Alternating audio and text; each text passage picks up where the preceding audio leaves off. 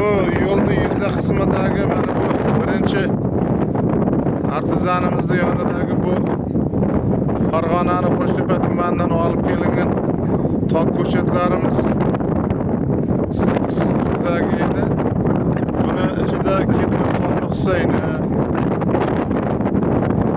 Qora Husayni, Ekber, Mers, Krasnoy Stolova, hokazo navlari bor edi.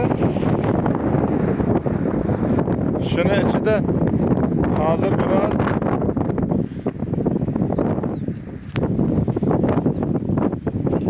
nahonlarimiz olishda aldanganmiz.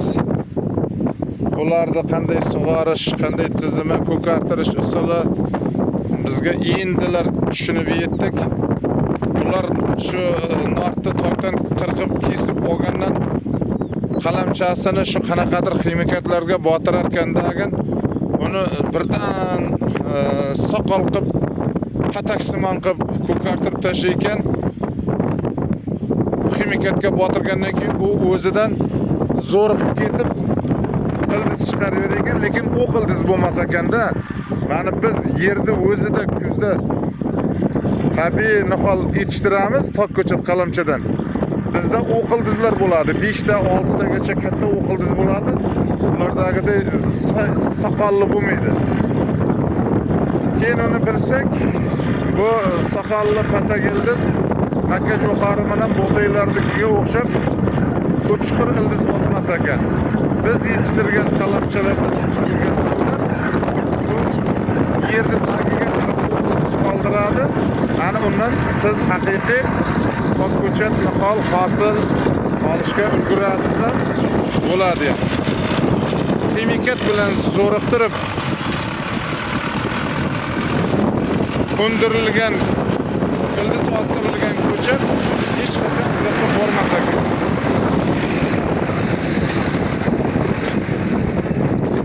Hozir mana shu maydonda ko'rib turibsiz, siyraklashib qolgan. Chunki o'sha ximikatga botirilgan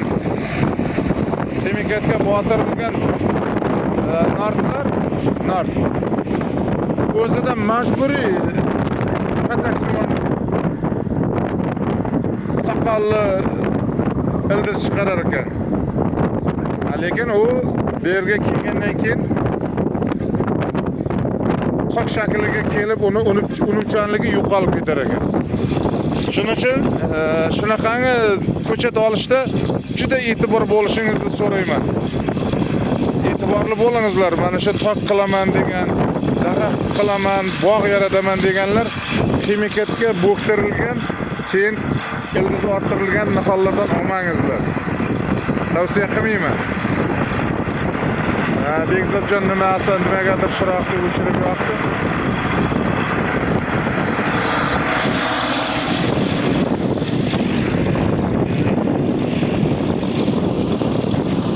Bekzod tepan, Otabek.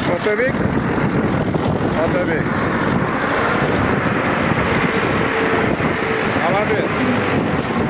Otabek ko'p yasha.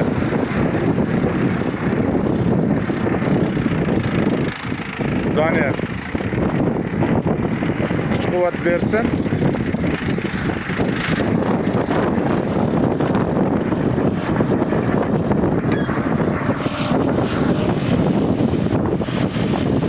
Tok ekib bog' yarataman degan do'stlarimizga maslahatim shunday.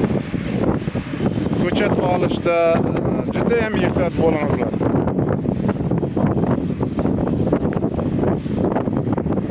Bekorga pul sarflagan bo'lgan sababi Farg'onadan mana shu Samarqandda ishxonagacha olib kelib buni ekish davri bilan mana shu yerda to'g'ri qanchalik mashaqqat borligini o'zim bilaman.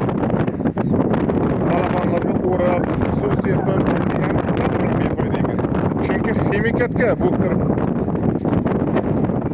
zo'riqtirib ildiz orttirilganda. Sog' bo'lasizlar.